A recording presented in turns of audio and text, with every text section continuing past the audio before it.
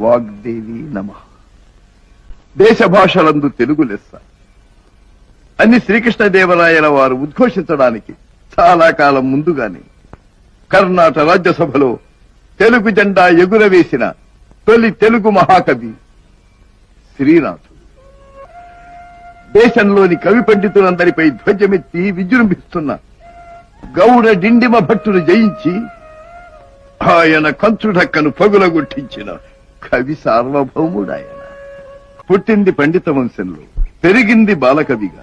మరుత్తరా చరిత్ర, శాలివాహన సప్తశతి, శృంగార నైషధం, భీమఖండం, కాశీఖండం, హరవిలాసం, పల్నాటి వీర చరిత్ర, ఇలా ఎన్నో ఎన్నో.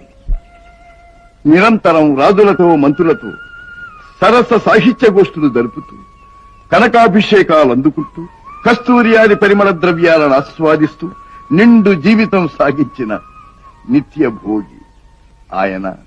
భోజన ప్రియుడు.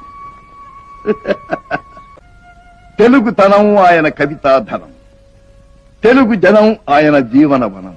సింహాచలం నుంచి శ్రీశైలం వరకు ఆయన చూడని క్షేత్రం లేదు, పాడని పద్యం లేదు, పాడని సరసం లేదు. అందుకే శ్రీనాథుడు కవిత చెప్పాడు. అందుకే మీరు ఈ కథ చూడండి.